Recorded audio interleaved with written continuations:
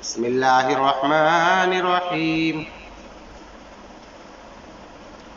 الحمد للہ الذی کفا وسلام علی عباده الذین اصطفى اما بعد قال اللہ تبارک و تعالی فی شان حبیبہ ان اللہ وملائکتہ یصلون علی النبی یا ایھا الذین آمنوا صلوا علیہ وسلموا تسلیما۔ محترم سامعین اور میرے عزیز دوستو، اللہ تبارک و تعالیٰ نے ہمیں اس عالم میں امت محمدیہ بنا کر پیدا کیا۔ تمام تعریفیں اس رب العالمین کے لیے ہیں جس نے ہمیں بہترین امت بنا کر پیدا کیا، اور پچھلی تمام امتیں جو گزر گئی ہیں ان تمام امتوں کے لیے ہمیں اس امت محمدی کو گواہی بنایا کہ بروز قیامت تمام پچھلی امتوں کی میرے امت محمدی گواہی ہے۔ زباں سنبھال قلم روک بے لگام نہ بن،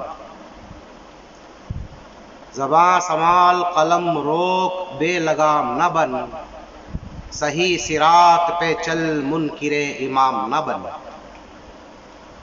تیرے وجود میں ہے سیدہ کے گھر کا نمک، تیرے وجود میں ہے سیدہ کے گھر کا نمک، علی سے کر کے عداوت نمک حرام نہ بن۔ رہتا ہے جو بھی ناد علی کے حصار میں، رہتا ہے جو بھی ناد علی کے حصار میں، سمجھو کہ ہے وہ سایہ پروردگار میں۔ محترم سامعین، رحمت نے تیری مولا رتبہ مجھ کو بخشا، پھولوں میں تل رہے ہیں کانٹے میری زبان کے۔ خلق خدا کو تکلیف دینے والے اور دل آزاری کی وجہ انسان خدا کے نزدیک بڑے سے بڑے مقام اور مرتبے کو گنوا بیٹھا ہے۔ خلق خدا کو تکلیف دینے اور دل آزاری کی وجہ انسان خدا کے نزدیک بڑے سے بڑے مقام اور مرتبے کو گنوا بیٹھا ہے۔ حضور سرکار سیدنا واصل قبلہ الجیلانی قدس سرہ الربانی کیسر مڑوی رحمت اللہ علیہ اکثر اپنی مجالس میں یہ حکایت بیان فرماتے تھے کہ ایک دن کسی راہ سے دو اولیاء کاملین، ایک مجذوب اور ایک سالک کا گزر ہوا۔ دونوں میں بڑا خلوص تھا، دونوں ایک دوسرے کے مقام اور مرتبے کی اہمیت کو جانتے تھے۔ راہ چلتے چلتے اثناء راہ میں انہیں ایک کتا ملا، ایک کتا نظر آیا جو بری طرح سے خارش کا شکار اور راستے کے ایک کنارے پر کھڑا تھا۔ ان دو بزرگوں میں سے ایک بزرگ نے اپنی لاٹھی سے اس کتے کو مارا، جس کی وجہ سے وہ کتا تڑپنے لگا۔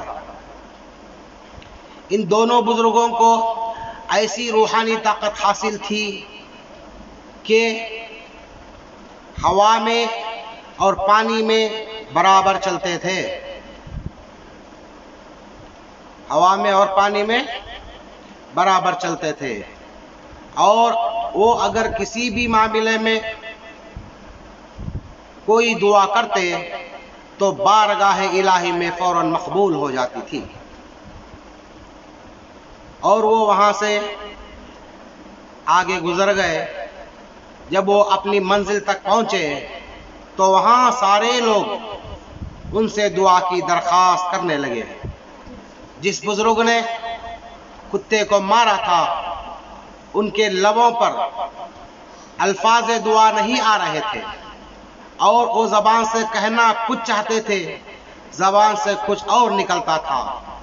انہیں یہ محسوس ہو رہا تھا کہ ان کا چہرہ مسخ ہونے لگا ہے، ان کا سارا علم، ساری روحانی قوت، ساری روحانی طاقت ختم ہو چکی ہے۔ دوسرے بزرگ نے ان کی اس کیفیت کو دیکھ کر رجوع اللہ یعنی مراقبے کی حالت میں مراقبے کی حالت اختیار کر کے اپنے ساتھی کے بارے میں دعا کرنے لگے۔ ندا آئی، ہمارے صفت رحمانی کو یہ گوارا نہیں کہ ہم اپنی کسی مخلوق پر بے وجہ کسی قسم کا ظلم و ستم دیکھیں۔ ہم نے کتے پر ظلم کی وجہ سے تمہارے ساتھی کے ولایت، روحانی قوت اور ان کے علم اور عرفان کو سلب کر لیا ہے۔ ارشاد باری تعالیٰ ہے، ہر برائی کا بدلہ اس کے جیسا ہوتا ہے، پھر جو معاف کر دے اور اصلاح کر لے اس کا اجر اللہ کے ذمہ ہے۔ یقیناً اللہ تبارک و تعالیٰ ظالموں سے محبت نہیں کرتے۔ محترم سامعین اکرام، حضرت علی بن حسین علیہ السلام سے روایت نقل کی ہے کہ جب قیامت کا روز ہوگا تو ایک ندا کرنے والا ندا کرے گا، تم میں سے فضیلت والے لوگ کون ہیں؟ کچھ لوگ کھڑے ہوں گے، انہیں کہا جائے گا جنت کی طرف چلے جاؤ۔ فرشتے انہیں ملیں گے اور وہ پوچھیں گے کہاں جا رہے ہو؟ وہ کہیں گے جنت کی طرف جا رہے ہیں۔ فرشتے پھر پوچھیں گے حساب سے پہلے، کیا حساب سے بھی پہلے؟ وہ جواب دیں گے ہاں۔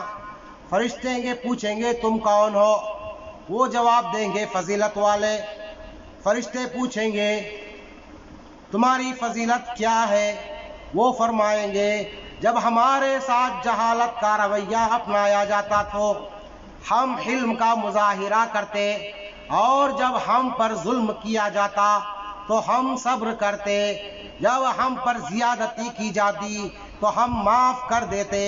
فرشتے کہیں گے جنت میں داخل ہو جاؤ، عمل کرنے والوں کا اجر کتنا ہی اچھا ہے۔ سامعین اکرام، دشمنی کر کے کوئی کیا لے گا؟ دشمنی کر کے کوئی کیا لے گا؟ اپنی عزت کو خود ہی گنوا دے گا، اپنی عزت کو خود ہی گنوا لے گا۔ ساری دنیا اسے کرے گی سلام، ساری دنیا اسے کرے گی سلام، جس کو مولا میرا نوازے گا۔ کسی نے کیا خوب کہا ہے، تجھ سے لڑتے لڑتے تیرے لیے لڑنے لگا ہوں۔ دوستو، اگر میں سچ کہوں تو وجود کے لیے جد و جہد یا لڑائی، اسٹرگل فار ایگزسٹنس، ہر لمحہ ہر کوئی موجود باوجود زمان و مکان اور مادہ کی تخلیق سے آج تک کر رہا ہے، جبکہ ہر مخلوق بقائے وجود کی لڑائی اور جد و جہد میں ہر وقت مبتلا ہے۔ تو پھر کمال انسانیت تو یہ ہے کہ ہر ایک انسان اس واجب الوجود کی معرفت کی جستجو کرے، اس کے وجود کو منانے کی اس قدر جد و جہد کریں جہاں دوسروں سے نہیں خود اپنے نفس سے لڑنا لازم ہو جائے، کیونکہ دوسروں سے لڑنا، دوسروں پر حکمرانی کرنا بہت آسان ہے، مگر اپنے نفسانی خواہشات، اپنے ناقص عادات، جھوٹی انا پر حکمرانی وہی کر سکتا ہے جو ان کو ترک کر کے، وہی کر سکتا ہے جو ان کو ترک کرنے کی عملی جرأت کر سکتا ہو۔ یہی وجہ تھی کہ بڑے سے بڑے تاناشاہ و فاتحین عالم ممالک پر قبضہ کرنے کے باوجود اپنے نفس پر قابض نہ ہو سکے، بڑی بڑی قوموں کو غلامی کی زنجیریں پہنانے کی باوجود اپنی جھوٹی انا، ایگو اور اپنی نفسانی خواہشات کو غلامی کے زنجیروں میں جکڑ نہ سکے، بالآخر ان کو شروع سے آج تک ذلت و رسوائی کا سامنا کرنا پڑا۔ محترم سامعین، صوفیاء و عارفین اکرام جب خال سے حال کی طرف رجوع کرتے ہیں تو وہ کسی مذہب و مسلک، زبان و ملک کی بنیاد پر کبھی لڑائی و جھگڑا نہیں کرتے۔ وہ اپنے گفتار و کردار سے دنیا کے تمام انسانوں کو امن و نجات اور محبت کا پیغام دیتے ہیں، مگر وہ بھی ضرور لڑتے ہیں، دوسروں سے نہیں، فقط اپنے نفس سے لڑتے ہیں، اپنے ناقص عادات سے لڑتے ہیں، اپنی منفی سوچ نیگیٹو تھنک سے لڑتے ہیں، اپنی جھوٹی انا سے لڑتے ہیں۔ اس جد و جہد میں کبھی ان کو خود سے لڑنا پڑتا ہے اور کبھی کبھی ان کو اپنے ماحول کے ظاہر پرست اور راسمانہ لوگوں سے، اور کبھی کبھی اپنے نام نہاد اپنوں سے بھی لڑنا پڑتا ہے۔ محترم دوستو، حضرت عبداللہ بن عمر ارشاد فرماتے ہیں، ان قریب ایسا زمانہ آئے گا، کیا ارشاد فرماتے ہیں؟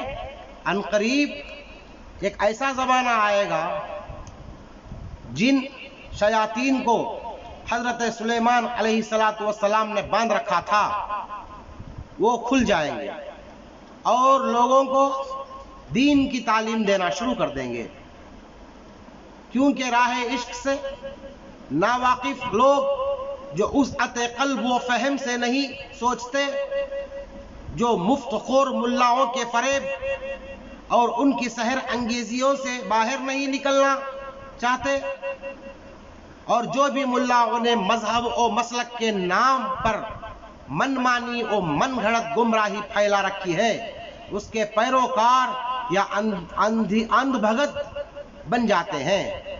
ایسے اندھ بھگت نابینا پیروکار کیا جانے غم جانا کی لذت کو، درد فرقت کو، قالب میں دھڑکتے بھڑکتے سسکتے بلکتے قلب کی پکار کو کیا جانتے ہیں وہ لوگ؟ مردگی میں چھپی حیات کو اور تن بدن میں تڑپتی سسکتی روح کے گداس کو، اس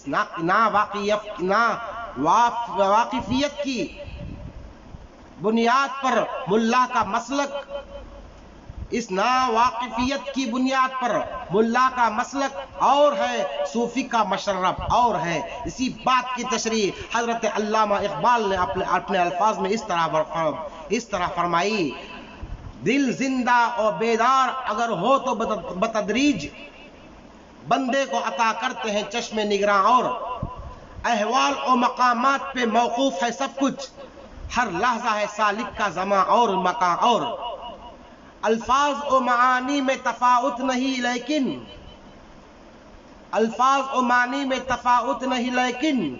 ملا کی اذاں اور مجاہد کی اذاں، اور بندے کو عطا کرتے ہیں چشم نگراں، اور احوال و مقام پہ موقوف ہے سب کچھ، ہر لحظہ ہے سالک کا زمان اور مکان، اور ملا کی اذاں اور مجاہد کی اذاں، اور پرواز ہے دونوں کی اسی ایک فضا میں، گرگس کا جہاں اور ہے شاہی کا جہاں اور۔ جب سالکین و صوفیاء اکرام اس جد و جہد میں کامیاب ہو جاتے ہیں تو پھر فقر و فاقہ، ان کا مال و سرود، تنگ حالی و تنگ دستی، ان کے فراغت، سوز جان و سوز قلب، ان کے محلات، درد عشق، وصال یار کی جستجو ان کی میراث ہو جاتی ہے، اور وہ سال 2 سال 5-10 سال کی دنیاوی وزیر و بادشاہ نہیں کہلاتے، البتہ وہ جب خود پر حکومت کرنے لگتے ہیں تو ان کی بادشاہت زمان و مکان، ٹائم اور اسپیس اور مادہ میٹر کے وجود سے باہر اور بعد تک قائم ہو جاتی ہے۔ یہی وجہ ہے کہ دنیاوی بادشاہوں کے مقبرے کہیں سیر و تفریح کا مقام بنے ہوئے ہیں تو کہیں بوسیدہ پتھروں اور گارے ڈھیر بن چکے ہیں۔ اس کے برعکس حقیقی بادشاہوں کے مزارات پر خاص و عام کے لیے مرجع الخلائق نظر آتے ہیں۔ بلا تفریق مذہب و ملت لوگ ہمیشہ ان کی تربتوں پر گلہائے عقیدت نچھاور کر کے اپنے دامن گوہر کو مرادات سے بھر لیتے ہیں۔